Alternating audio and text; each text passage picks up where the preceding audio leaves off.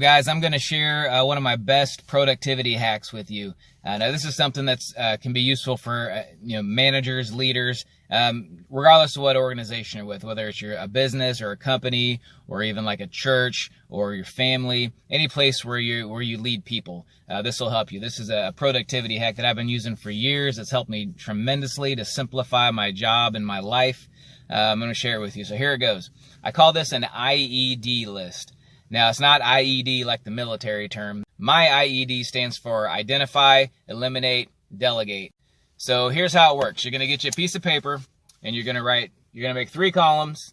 And at the top of the first column, you're going to write daily. Second column, you're going to write weekly. Third column, you're going to write monthly. And then on the daily column, you're going to write out everything that you currently spend time doing on a daily basis. Now, again, this is going to be applied to your job or your career.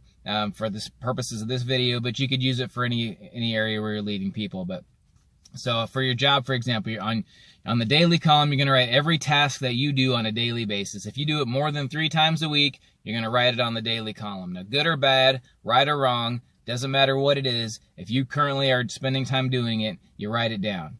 Now, after you do all the daily items, and you're going to go to weekly, and you're going to write down everything that you do 1 to 3 times a week. You're going to write that on the weekly column, whatever you're currently spending time on.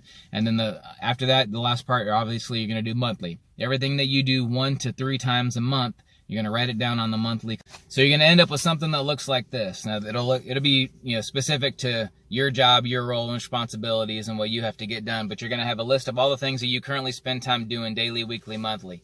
Now, you're going to go to that daily column. That's the identify part. You're going to go to the next one, the E, which is eliminate. So you're going to go through each item, each task on your daily list, and you're going to ask yourself 2 questions. Number 1, is this something I'm required to do as part of my job description or by my bosses? And number 2, is this something that actually helps to contribute to the success of the results that I'm expected to get in my job? If the answer to both of those questions is no, then you scratch off that item. You don't do that anymore. It's not helping contribute to the results that you need to get, and it's not required for you to do it. So you just scratch it off. Don't do it anymore.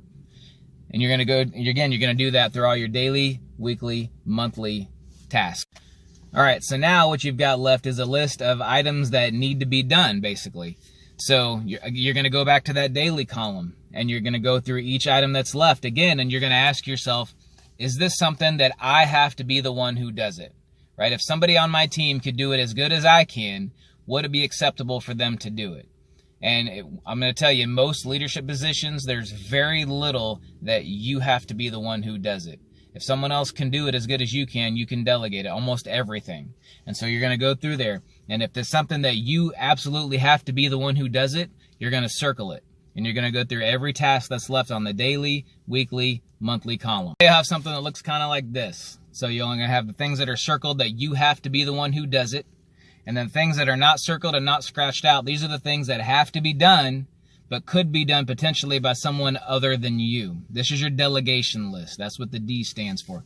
So you're going to go through your daily column. You want to start with the daily items because they're the ones that are going to take up most of your time because you do them every day. And you're going to pick 1 or 2 things on here to delegate.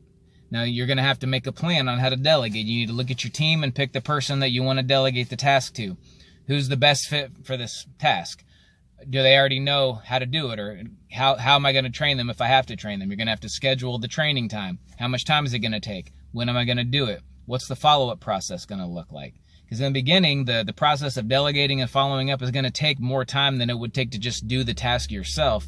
But if you do this, ideally over time, you'll get to the point where this person is doing the task and you're just occasionally following up because they're doing it, 80% as good as you could do it. And that's really the goal you want to get to.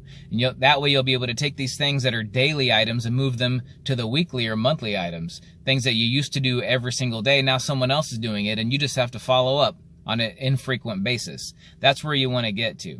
That's going to help you be able to spend more of your time on growing the organization, developing your people, and just being strategic and doing the more business planning. Because you've heard the expression working on the business and not in the business.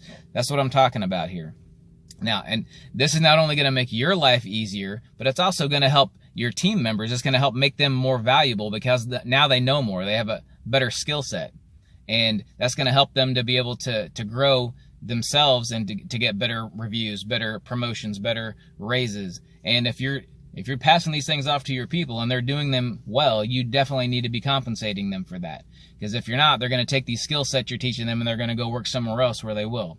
So take care of your team for sure, but also follow this process to make your job easier. That way, and this isn't so that you can be lazy and not do anything, it's so that you can invest more of your energy and time and resources on the things that really matter and the things that are really going to propel your organization forward and help it grow.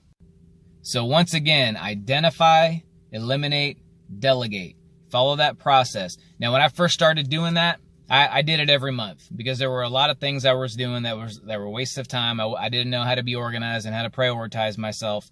But the better I got at those things, eventually I was able to start doing it quarterly, and now I do it like every 6 months or so. But in the beginning, you're going to have to do it more frequently, because as you take away these things that are unnecessary and eliminate them, sooner or later you're going to have things that replace them that are also unnecessary things that you could eliminate. And so you have to learn how to catch those things early on and eliminate them before you get to the point that you have to do your list.